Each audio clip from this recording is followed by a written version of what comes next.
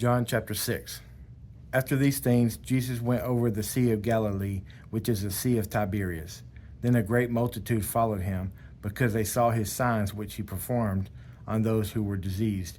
And Jesus went up on the mountain, and there he sat with his disciples. Now the Passover, a feast of the Jews, was near. Then Jesus lifted up his eyes, and seeing a great multitude coming towards him, he said to Philip, "Where shall we buy bread, that these may eat?" But this he said to test him, for he himself knew what he would do. Philip answered him, 200 denarii worth of bread is not sufficient for them, that every one of them may have a little. One of his disciples, Andrew, Simon Peter's brother, said to him, "There is a lad here who has 5 barley loaves and 2 small fish, but what are they among so many?" Then Jesus said, "Make the people sit down." Now there was much grass in the place, so the men sat down in number about 5,000. And Jesus took the loaves, and when he had given thanks, he distributed them to the disciples, and the disciples to those sitting down, and likewise of the fish, as much as they wanted. So when they were filled, he said to his disciples, "Gather up the fragments that remain, so that nothing is lost." Therefore they gathered them up, and filled 12 baskets with the fragments of the 5 barley loaves, which were left over by those who had eaten. Then those men, when they had seen the sign that Jesus did, said, "This truly is the prophet who is to come into the world." Therefore when Jesus perceived that they were about to come and take him by force to make him king, he departed again to the mountain by himself alone. Now when evening came, his disciples went down to the sea, got into the boat, and went over the sea towards Capernaum. And it was already dark, and Jesus had not come to them. Then the sea arose, because a great wind was blowing. So when they had rowed about 3 or 4 miles, they saw Jesus on the sea and drawing near the boat, and they were afraid. But he said to them, "It is I, do not be afraid." Then they willingly received him into the boat, and immediately the boat was at land where they were going. On the following day, when the people who were standing on the other side of the sea saw that there was no other boat there except the one which his disciples had entered, and that Jesus had not entered the boat with the disciples, but his disciples had gone away alone, however other boats came from Tiberias, near the place where they had ate bread after the Lord had given thanks. When the people therefore saw that Jesus was not there, nor his disciples, they also got into boats and came to Capernaum, seeking Jesus. And when they found him on the other side of the sea, they said to him, "Rabbi, when did you come here?" Jesus answered them and said, "Most assuredly I say to you, you seek me not because you saw the signs, but because you ate of the loaves and were filled. Do not labor for the food which perishes, but for the food which endures to everlasting life, which the Son of Man will give you, because God the Father has set his seal on him." Then they said to him, "What shall we do that we may work the works of God?" Jesus answered and said to them, "This is the work of God, that you believe in him who he sent." Therefore they said to him, "What sign will you perform then, that we may see it and believe you?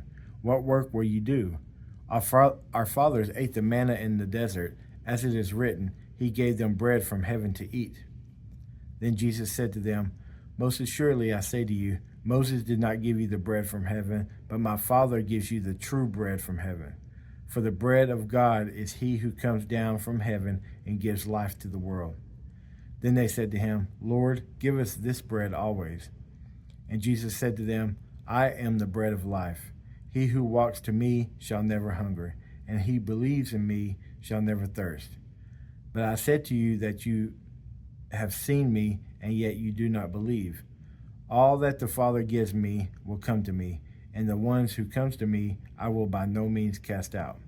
For I have come down from heaven, not to do my own will, but the will of him who sent me. This is the will of the Father who sent me, that of all he has given me I shall lose nothing, but should raise it up at the last day. And this is the will of him who sent me, that everyone who sees the Son and believes in him may have everlasting life, and I will raise him up in the last day." The Jews complained about him because he said, "I am the bread which came down from heaven." And they said, Is this not Jesus, the son of Joseph, whose father and mother we know? How is it then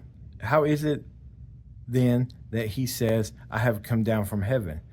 Jesus therefore answered and said to them, Do not murmur among yourselves.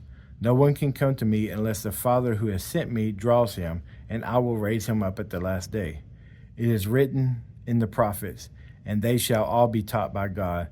Therefore, everyone who has heard and learned from the Father comes to me. Not that anyone has seen the Father, except he who is from God, he has seen the Father. Most assuredly, I tell you, he who believes in me has everlasting life. I am the bread of life. Your fathers ate the manna in the wilderness and are dead. This is the bread which comes down from heaven, that one may eat of it and not die. I am the living bread which came down from heaven. If anyone eats of this bread, he will live forever. And the bread that I shall give is my flesh, which I shall give for the life of the world. The Jews therefore quarreled among themselves, saying, How can this man give us his flesh to eat? Then Jesus said to them, Most assuredly I say to you, unless you eat the flesh of the Son of Man and drink his blood, you have no life in you. Whoever eats my flesh and drinks my blood has eternal life, and I will raise him up at the last day. For my flesh is food indeed, and my blood is drink indeed. He who eats my flesh and drinks my blood abides in me, and I in him. As the living Father sent me, and I live because of the Father, so he who feeds on me will live because of me. This is the bread which came down from heaven, not as your fathers ate the manna and are dead. He who eats this bread will live forever. These things he said in the synagogue as he taught in Capernaum. Therefore many of his disciples, when they heard this, said, This is a hard saying. Who can understand it?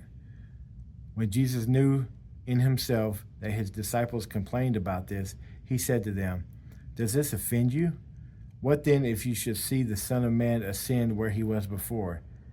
It is the Spirit who gives life. The flesh profits nothing. The words that I speak to you are spirit, and they are life. But there are some of you who do not believe.